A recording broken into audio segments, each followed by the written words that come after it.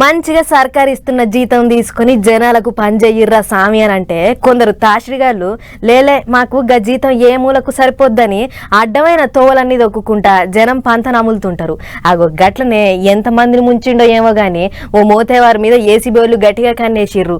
తీరా ఇంటికి పోయి తలుపు కొట్టంగానే ఆ అయ్యగారు భలే నాటకం ఆడిండు. మరి ఆ అధికారి ఎవళ్ళు ఏం చేసిండు అనేది మీరే చూసి తరించుర్రి. నీళ్ల శాఖల ఏఈ కొలు ఎలుగబెడుతున్న నికేష్ కుమార్ గాడు మంచి పనోడు ఉన్నట్లున్నాడు. పని చేసుడు తక్కువ లంచాలు బుక్కుడు ఎక్కువ ఉన్నట్లున్నది మనోడు పనితనం. అందుకే ఆదాయానికి మించి కొండలు గుట్టలంతా ఆమ్దాని ఎన్కేసిండని ఏసీబీ వాళ్లకు ఎరకగాంగానే దన్నుమని తోవ దోలాడుకుంటా పోయిర్రు. గండిపేట మండలం పీరంచెరు పెబల్ సిటీలున్న నికేష్ గాని ఇంటికి పోయి మొదలు తలుపు కొట్టిర్రట అధికారులు. వచ్చింది ఏసీబీ వాళ్ళు అని పసిగట్టిన నికేష్ గాడు ఇంటోళ్లకు సైగ చేసి అర్రల బీరువాలున్న భూముల కాయిదాలు ఆస్తుల కాయిదాలన్నీ ఓ బత్తాల మెలిగి కిటికీలకెంచి బయటికి పారేయమని చెప్పిండట. వాళ్ళు చెప్పినట్లే చేసిర్రు. కానీ గదంతా ముందే పసిగట్టిన అధికారులు కిటికీలకెంచి బత్తా సంచి పడంగానే లటుక్కున అందుకుర్రు.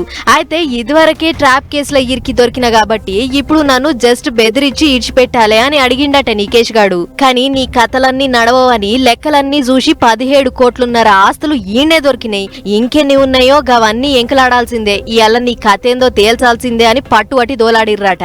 అట్లా మొత్తం కలిపి ఇప్పటిదాకా 600 కోట్ల అక్రమ ఆస్తులు లెక్కగట్టిర్రట అధికారులు. మోయినాబాద్ మండలం సజ్జన్పల్లి, తోల్కట్ట, నక్కలపల్లిల 3 ఏండ్ల కింద 3 ఫామ్ హౌస్లు కొన్నాడట. 4 ఎకరాల మందం ఉన్న వీటి కోసము ఒక్కో దానికి 5 కోట్లు పెట్టిండట. మొదలు కొంత బాయన ఇచ్చి తత్మదంతా సింగిల్ పేమెంట్ల కట్టేసిండట. అంతేకాదు 3.5 కోట్లు పెట్టి దుకాణాలు కిరాయికిచ్చి బిల్డింగ్ కూడా కొన్నాడట. వాటి కాయిదాలన్నీ దొరకబట్టి అన్నిటినీ సీజ్ చేసిర్రట అధికారులు. ఇంకో అసలు ముచ్చటేంటిదంటే మే 30 తారీఖు నాడు లంచం తీసుకుంటే ఏసీబీకి పట్టుబడితే వీడిని చెంచల్గూడ జైల్లో పడేసిర్రట పోలీసోళ్లు.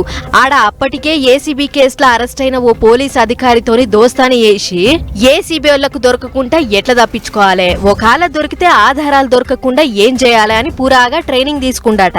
ఆయన కూడా ఏసీబీ వాళ్ళ ముందు నికేష్ గాని ముష్టి కథలు నడవలేదు.